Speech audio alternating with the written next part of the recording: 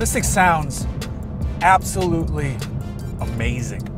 This is a true luxury grand touring coupe. This is the Lexus LC 500. This is a new one from Toyota and Lexus. This rides on their GAL platform. That stands for Global Architecture Luxury. It's gonna underpin front engine, rear wheel drive greatness. Like this. All that hooting and hollering out there, which is the wrong word to use for a Lexus, but I'm gonna go with it, is coming from a 5-liter V8 engine making 471 horsepower. Now, some of you are probably saying, oh, it sounds pretty good, but a lot of that is probably fake noise coming through the speakers.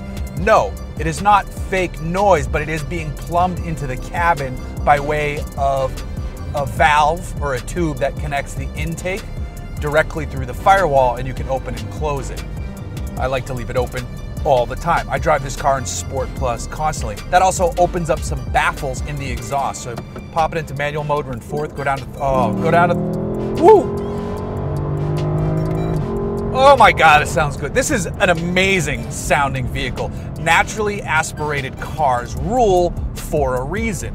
Let's put it back into drive and let the 10-speed automatic gearbox do its thing. And for the most part, it does its thing rather well. This is not a Porsche with PDK, so it's not near telepathic. It doesn't need to think ahead as to what you're gonna do. It does pay attention to what's going on as you rise up through the different driving modes in a more heightened awareness type of way.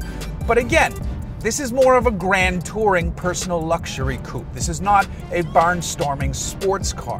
It can do very sporty things, thanks, nearly 500 horsepower on tap, sending it to the rear wheels. You can do burnouts in this. You can have tons of fun. You can get drifty, slidey sideways if you want. And you're gonna do so while looking like a damn concept car. Lexus stayed exceptionally true to the concept vehicle that made the rounds for a few years. One area I wish they could have done or included from the concept vehicle is the crazy taillights that the concept version of this car had, but there was no way those were making it to production. Go look at photos of the concept version of this and try to find taillight shots, because they were like infinity mirrors. They were insane. Inside the cabin, this is full-on Lexus luxury. It is supremely comfortable in here, and I applaud Lexus for offering color choices on the inside of the car. This is called like caramel or mocha. I don't know what the name of it is, but it's brown. It's a tan brown baseball glove-like color, and it works perfectly with the blue on the outside. There's a red interior option, which would look rather wild. They do a black one as well, of course, and then I think there is a gray one. I'm not 100% sure on what the other one, but there are 4 choices, which is good, because normally it's black and tan or black and gray, and that's it.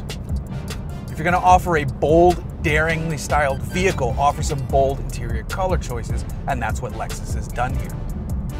Now, on the driving dynamics side of things, this is a blast to drive. Like I said, it is not a finely edged sports car, but it is better than you think, and that comes down to that new GAL architecture. It's designed to give you a dynamic driving experience, and it does so in the way that it allows for outstanding exterior design without compromising on where they have to place the suspension within the body, and very technical engineering focused things that I don't know enough about.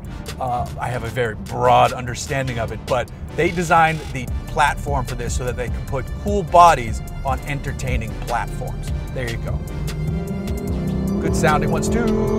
Now there's a hybrid version of this, but whatever, we don't care about that one as much on this channel, and by all accounts, I haven't driven it, but everybody who has says this is the one to get. So if you want this one, be prepared to spend right about $100,000. You can get these into the 90s, but you're gonna start adding a few options because that's what you wanna do and make these things look stunning. This one comes standard with a glass roof, which looks kind of badass, but there is an optional carbon fiber or carbon fiber reinforced plastic roof, which would be much cooler and shed a bit of weight, which is necessary because it's a bit of a porker. You don't really, you notice it out on the road if you're really pushing hard, but again, this is more about coddling you. This is like athletic coddling. So you can drive quickly, comfortably, and confidently, but you kind of just melt into your seat a little bit. you would have, so let's say you wanted to take this thing to Vegas from Southern California. Once you hit the open road, you would be flying, and then you would put something on the 13-speaker Mark Levinson sound system, and you would back your speed down a bit, and you could see what you're doing through the very clear, easy-to-read head-up display.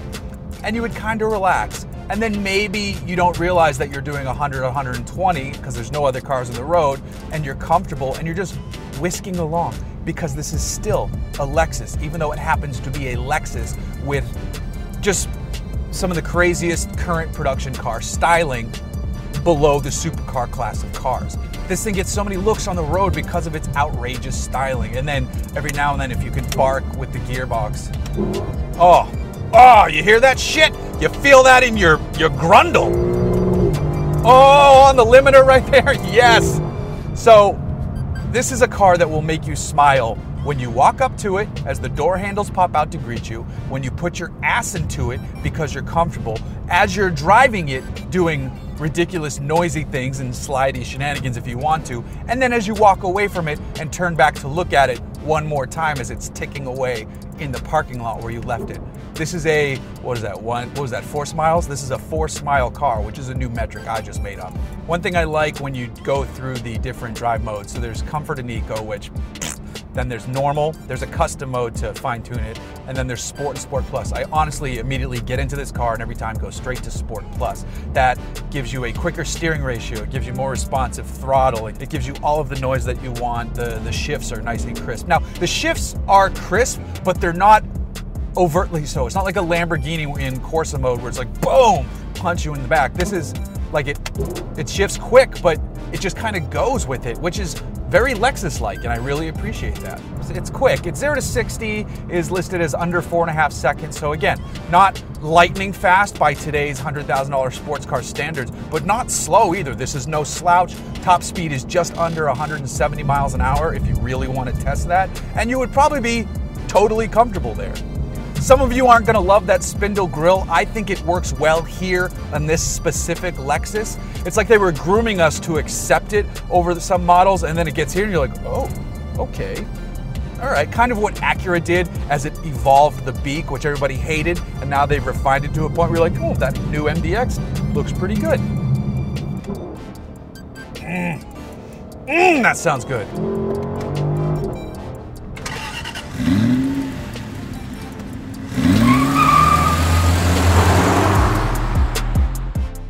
Like I said, this is a concept car. This thing gets so many stares out on the road. People don't fully know what it is. I always want to look over and, you know, let them know that I'm Team Wakanda. And that was a dumb joke. I'm gonna move that to the end. That's not gonna make it into the final. Hello, microphone. That noise though is just the best.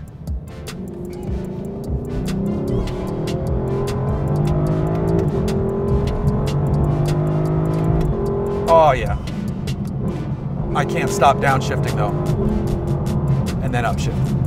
I mean, that's kind of what you do when you're driving, but whatever. I'm gonna end it on that other thing where I was like, oh yeah, we'll do that. That sounds good. That sounds bueno.